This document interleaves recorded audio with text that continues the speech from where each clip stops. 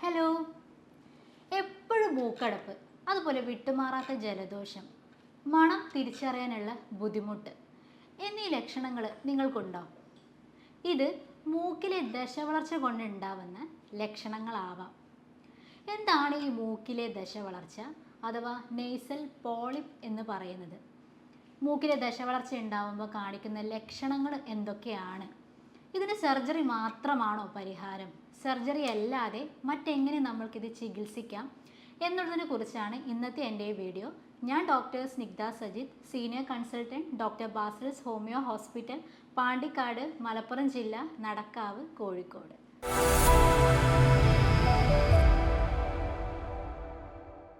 എൻ്റെ ഒ പിയിൽ വന്ന ഒരു പേഷ്യൻ്റ് പറഞ്ഞിട്ടുണ്ടായിരുന്നു, അവർക്ക് ഈയിടെ ആയിട്ട് മൂക്കടപ്പുണ്ട്, കുറച്ചായി ആ മൂക്കടപ്പ് മാറുന്നില്ല. ഇത് അദ്ദേഹത്തിൻ്റെ സുഹൃത്തിനോട് പറഞ്ഞ സമയത്ത് സുഹൃത്ത് ഒരു ടോർച്ച് അടിച്ചിട്ട് ജസ്റ്റ് ഒന്ന് മൂക്കൊന്ന് നോക്കിയ സമയത്ത് എന്തോ ഒരു വളർച്ച, എന്തോ ഒരു മാംസം അവരവിടെ കണ്ടു.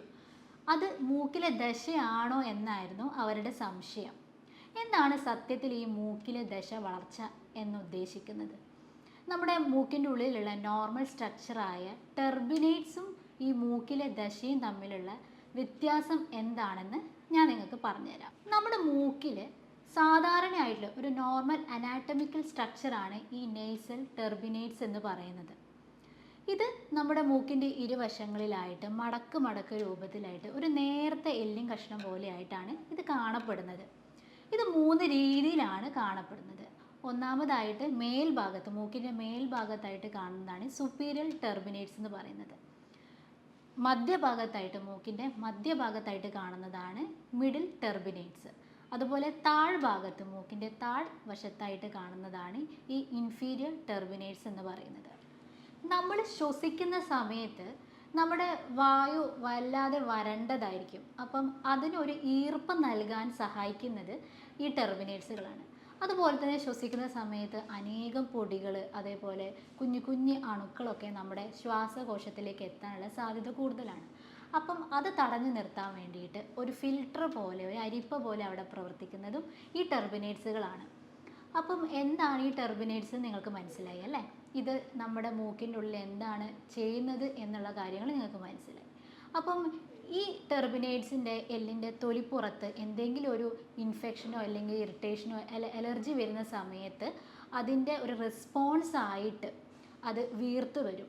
അതാണ് നിങ്ങൾ ഈ മൂക്ക് ഇങ്ങനെ പൊന്തിച്ച് നോക്കുന്ന സമയത്ത് ചിലപ്പം ഒരു പിങ്ക് കളറിൽ അല്ലെങ്കിൽ ഒരു ചുവന്നു തുടുത്ത് ഒരു ബോൾ പോലെ ഇരുവശങ്ങളിലായിട്ട് കാണുന്നത്. ഈ ടെർബിനേറ്റ്സ് എൻലാർജ്മെൻറ്റ്, ടെർബിനേറ്റ്സ് ഹൈപ്പർട്രോഫി എന്ന് പറയും എന്നൊരു കണ്ടീഷൻ. അതായത് ഈ ടെർബിനേറ്റ്സിൻ്റെ തൊലിപ്പുറം വീർത്ത് വരിക എന്തെങ്കിലും ഒരു അലർജി ഇൻഫെക്ഷനൊക്കെ വരുന്ന സമയത്ത്. അതേപോലെ തന്നെ ആ അലർജി ഇൻഫെക്ഷനൊക്കെ മാറുന്ന സമയത്ത് തിരിച്ചത് പഴയ അവസ്ഥയിലേക്ക് മാറുകയും ചെയ്യും.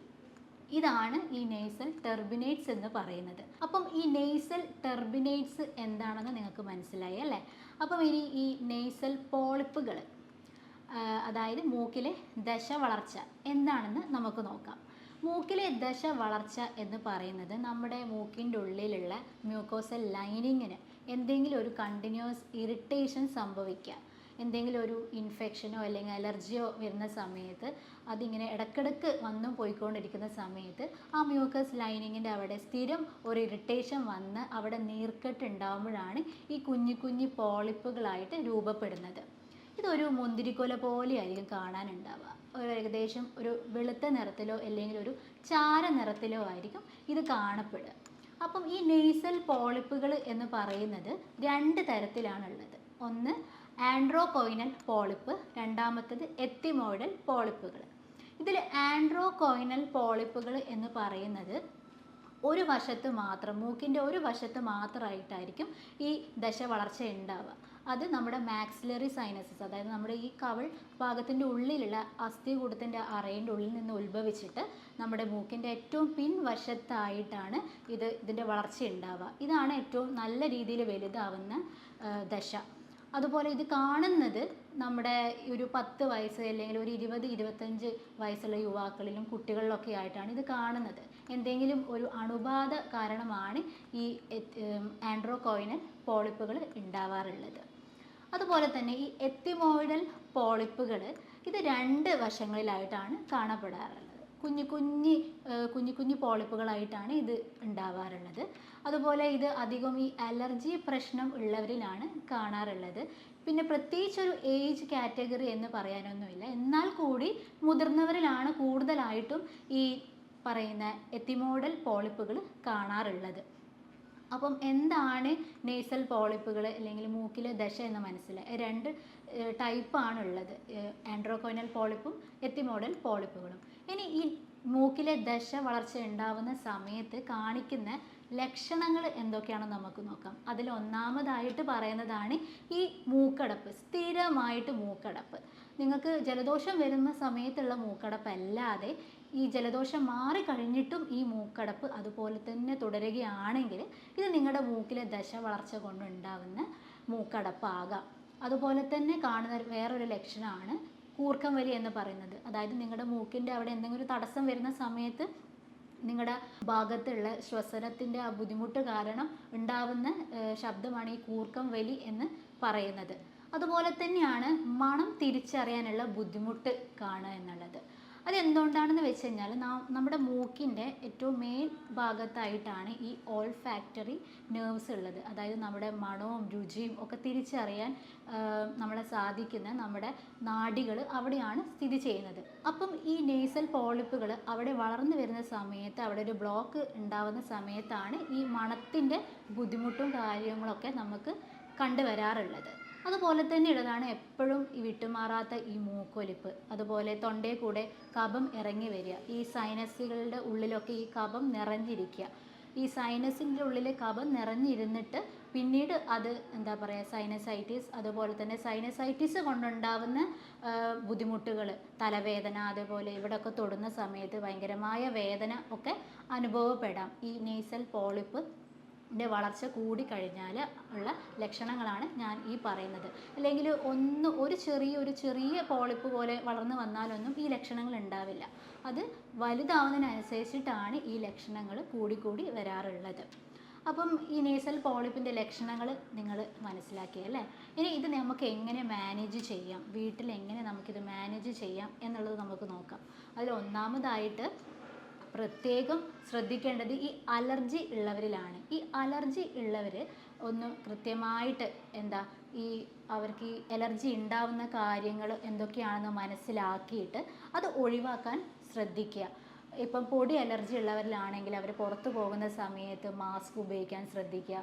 അതുപോലെ തന്നെ വീടും പരിസരവും എപ്പോഴും വൃത്തിയായി വെക്കാൻ ശ്രദ്ധിക്കുക. അവരുടെ ഡ്രസ്സായി കഴിഞ്ഞാലും പുതപ്പ്, ബെഡ്ഷീറ്റ്, അതുപോലെ തലയാണ ഓറ, ഇതൊക്കെ ആഴ്ചയിൽ ഒരു ദിവസമെങ്കിലും നല്ല ചൂടുവെള്ളത്തിൽ പുഴുങ്ങി തിരുമ്പി അതേപോലെ തന്നെ വെയിലത്തിട്ട് ഉണക്കാൻ ശ്രദ്ധിക്കുക. അതുപോലെ വീട്ടിൽ പെറ്റ്സൊക്കെ ഉള്ള ആൾക്കാരാണെങ്കിൽ അവരുമായിട്ട് ഇടപെടുന്നത് ഒന്ന് കുറക്കുക. അതേപോലെ ഡയറക്റ്റ് കോണ്ടാക്റ്റ് വെക്കാതിരിക്കുക. അധികവും അവരെ കുളിപ്പിക്കുകയോ അങ്ങനെ എന്തെങ്കിലുമൊക്കെ ചെയ്യുകയാണെങ്കിൽ ഒരു മാസ്ക് ഉപയോഗിച്ചിട്ട് ശേഷം അവരെ പരിചരിക്കാൻ ശ്രമിക്കുക.